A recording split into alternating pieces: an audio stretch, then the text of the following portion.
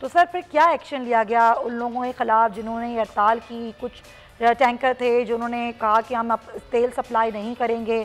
क्या अभी तक कोई कार्रवाई हुई है जो लोग इस तरह से करते हैं बहरान पैदा या मसनूई बहरान पैदा? टैंकर हमारे हम रेगुलेट नहीं करते, टैंकर हमारे इख्तियार में नहीं है। हम तो OMCs हैं जिनको हम लाइसेंस देते हैं, वो हमारे लाइसेंसेज हैं टैंकर्स। और ये जो बाकी ट्रांसपोर्टर्स हैं वो आई थिंक फेडरल गवर्नमेंट ने बड़ा अच्छा उनके साथ डील किया और मामला सेटल कर दिया उनसे। उन्हें हमें कोई हमसे उनको कोई इशू नहीं था और उनके अपने को टैक्सेस के इश्यूज थे, वो फेडरल गवर्नमेंट ने बड़ा अच्छी तरीके से रिजॉल्व किया। बहुत सारे काम ये रेगुलेटर, तो हमने तो जो हमारी OMCs हैं, जो हमारे रेगुलेटरीज हैं, अगर वो लाइसेंसिंग कंडीशंस को वॉयलेट करते हैं तो हम कानून के मुताबिक उन पर एक्शन लेते हैं। हमने बहुत फाइन्स किए हैं, अगर आप चाहें तो हम आपको डिटेल्स भिजवा देते हैं। हमारी वेबसाइट पर बड़ी सारी फाइन्स की डिटेल। चलें, बहुत शुक्रिया। तर्जुमान ओगरा इमरान गजनफी मौजूद थे और उन्होंने हमें तमाम तर तफसीलात से भी आगाह किया कि क्या वजूहात होती हैं और किस तरह से प्राइजेस को रेगुलेट किया जाता है। अच्छा, जब बजट आया हुकूमत का तो सबसे जो अहम एक हाईलाइट थी वो ये थी कि हुकूमत ने जो छोटी गाड़ियां हैं जिसमें 660 सीसी गाड़ी है उसमें जो है वो टैक्सेस में कमी कर दी है, उनकी कीमतों में कमी कर दी है। और अब ये इसका इतलाक़ भी हो गया कि हुकूमत ने जो गाड़ियों की कीमतें थी उनमें कमी की और जो 660 सीसी की गाड़ी थी उसमें 1,05,000 और 1000 सीसी की गाड़ी 1,42,000 रुपये सस्ती हो गई। लेकिन अफसोस की बात यह है कि टैक्स और ड्यूटी में कमी के बावजूद जो इसके असरात थे वो अभी तक आम आदमी तक नहीं पहुँचे हैं। जो कार बनाने वाली कंपनियाँ हैं वो अभी तक कीमतें कम करने में ताख़ीर कर रही हैं। इसकी क्या वजह है, इसी पर बात करेंगे। HM शहजाद साहब हमारे साथ मौजूद हैं, चेयरमैन है all Pakistan motor dealer association. बहुत शुक्रिया शहजाद साहब। ये बड़ी अच्छी चीज़ थी, हमने इसको डिस्कस भी किया बजट आने से पहले, बजट आने के बाद कि बहुत ज़बरदस्त चीज़ है। वो शख्स जो गाड़ी रखना चाहता है लेकिन उसकी इतनी इस्ताद नहीं है गाड़ी रखे, वो भी रख सकेगा। लेकिन अगर वो चीज़ इम्प्लीमेंट ना हो, एक आम आदमी तक ना पहुँचे तो बड़े मसाइल पैदा हो जाते हैं। क्या वजह है इसमें, क्यों ताख़ीर हो रही है आपके ख्याल में? देखिए, इसमें जो ये लोकल असेंबलर माफिया है ना, ये बहुत स्ट्रॉन्ग। हालांकि गाड़ियों के प्राइस कम नहीं हुए, आपने और हमने पहले भी डिस्कस की थी कि हुकूमत ने अपने टैक्सेस कम किए हैं। अब आप ये देखें कि डॉलर जो है वो 170 से छूकर 153-54 पर आ गया, लेकिन इन्होंने प्राइसेस कम किए।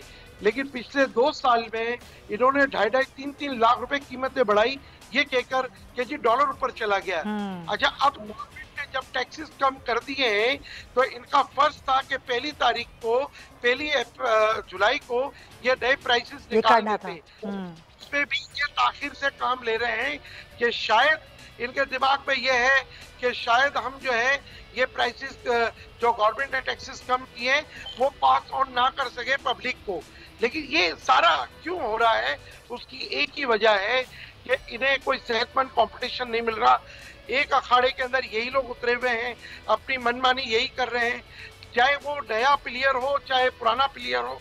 ये जब तक आप इन्हें एक सेहतमंद कंपटीशन नहीं देंगे ये बात नहीं आएगी। तो इनकी मनमानी रोकने के लिए हुकूमत को क्या करना होगा शहजाद साहब? देखें, इसमें कुछ स्टेप लेने की जरूरत है। पहले तो देखें, हुकूमत से बड़ा इस मुल्क में कोई नहीं है। हुकूमत को अपनी बात को मनवाना चाहिए कि ये ताखिर से क्यों ये हरबे इस्तेमाल कर रहे हैं। देखें, इस वक्त हमारे मुल्क की जो जरूरत है वो सालाना 10 लाख गाड़ियां हैं। ये लोकल असेंबलर जो है वो सालाना 1,70,000 गाड़ियां असेंबल्ड कर रहे हैं। ये मैन्युफैक्चरर नहीं है, इस बात को आप जहन में रखिए। ये CKD SKD असेंबली इंपोर्ट कर दुनिया की महंगी तरीन असेंबल्ड शुदा गाड़ी पाकिस्तानियों को दे रहे हैं। और मैंने जैसे कि कहा कि गवर्नमेंट ने अपने टैक्सेस कम करके ये जो फायदा अवाम को पहुंचाना चाह रहे हैं वो भी इसमें भी ये ताखिर कर रहे हैं। इस वक्त जरूरत इस बात की है कि हुकूमत जो है वो अपनी रीट कायम करे और इनको मजबूर करे कि ये प्राइसेस जो है कम करें। नंबर 2, मेरी हुकूमत से अपील है वजीर आजम साहब से और वजीर खजाना साहब से कि इस्तेमाल शुदा गाड़ियों की 5 साल पुरानी गाड़ियों की कमर्शियल इंपोर्ट की इजाजत दें ताकि हम इनका मुकाबला कर सकें।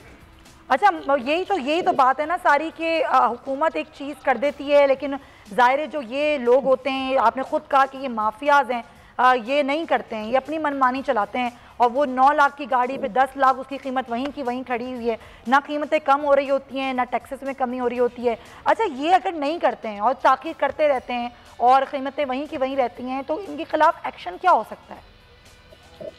देखें, एक्शन लेना हुकूमत का काम है। मौजूदा हुकूमत बहुत सारे लोगों का इंतजाम कर रही है, इनके खिलाफ भी हुकूमत को एक्शन लेना चाहिए। पहले तो एक बात आप समझ लें कि हम असम्बलशुदा दुनिया की महंगी तरीन गाड़ी जो पाकिस्तान एक्सपोर्ट नहीं कर सकता, वो गाड़ियां हम अपने मुल्क के अंदर सब स्टैंडर्ड गाड़ियां, हमारा स्टैंडर्ड जो है रोड सेफ्टी स्टैंडर्ड जो है, गाड़ी की क्वालिटी हमारी जीरो है। हम कोई एक्सपोर्ट नहीं करते। हम दुनिया की 19 मुल्कों से CKD, SKD असेंबली इंपोर्ट कर वो भी सब क्वालिटी की CKD, SKD इंपोर्ट कर जोड़कर हम लोगों को देते हैं।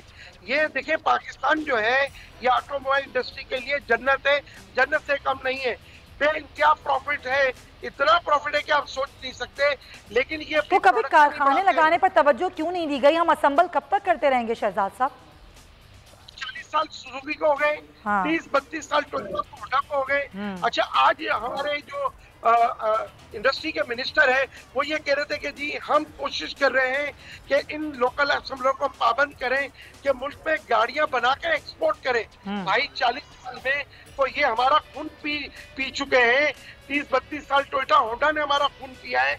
अब इनसे आप क्या तवक्को करते हैं?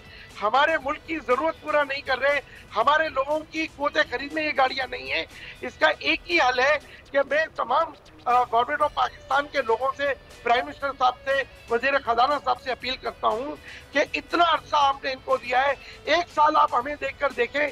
अगर हमने इनके प्राइसेस कम ना करा दिए, हमने इनकी जो ब्लैक मार्केट है वो खत्म ना करा दी, तो आप हमें कहेंगे कि जनाब आपने भी वही काम किया है जो ये लोकल असेंबलर कर रहे हैं। मेरी है कि जब तक इनको कॉम्पिटिशन नहीं मिलेगा, जब तक ये बात नहीं आएंगे, हम मैन्युफैक्चरर नहीं है, हमारे पास जितने भी प्लांट है वो असेंबलिंग प्लांट है।